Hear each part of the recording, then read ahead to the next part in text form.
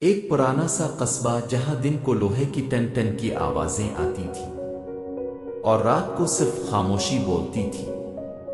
اسی قصبے کے کنارے ایک چھوٹی سی جھونپڑی میں ایک لوہار رہتا تھا۔ اس کے ہاتھ کھردرے تھے، آنکھوں میں تھکن، مگر دل میں حلال کی کمائی کا سکون۔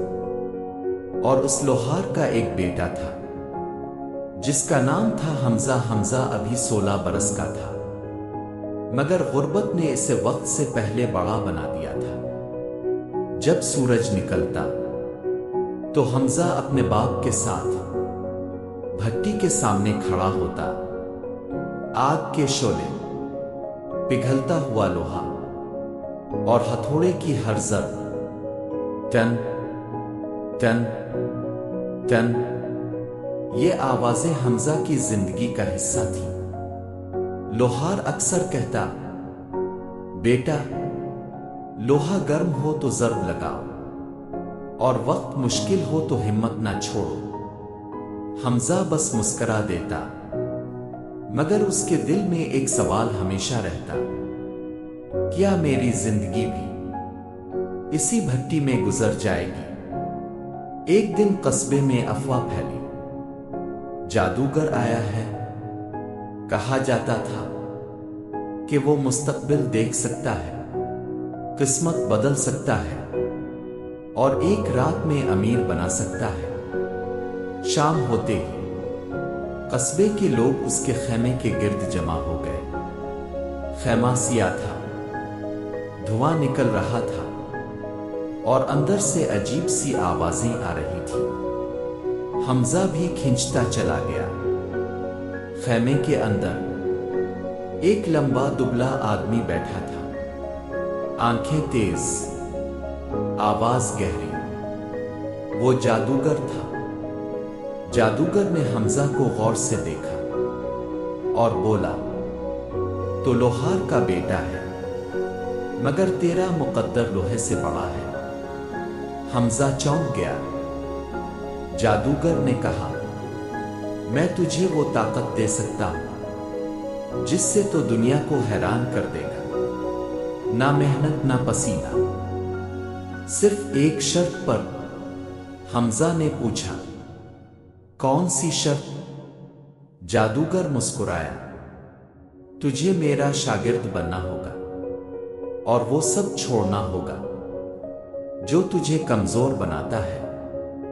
حمزہ کے ذہن میں بھٹی، باپ، غربت سب گھوم گیا۔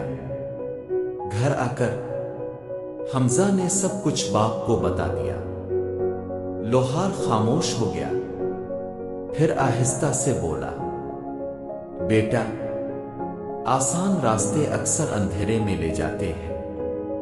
جادو ہاتھ کو تیز کرتا ہے مگر دل کو کھوکھلا کر دیتا ہے۔ حمزہ تذبذب میں تھا، ایک طرف غربت، دوسری طرف طاقت کا لالچ۔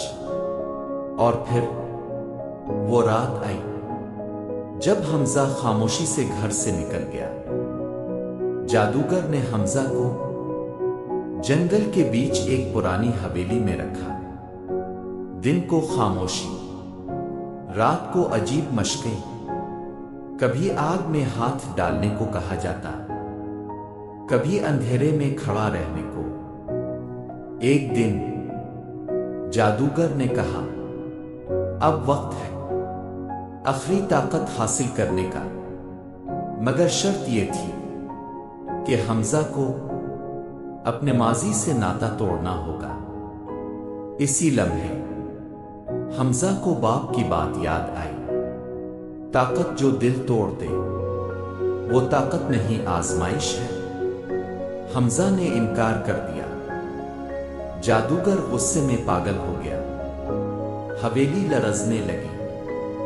جادوگر نے حمزہ پر حملہ کیا، مگر حمزہ نے جادو کے بجائے اپنی محنت اور ہمت کا سہارا لیا۔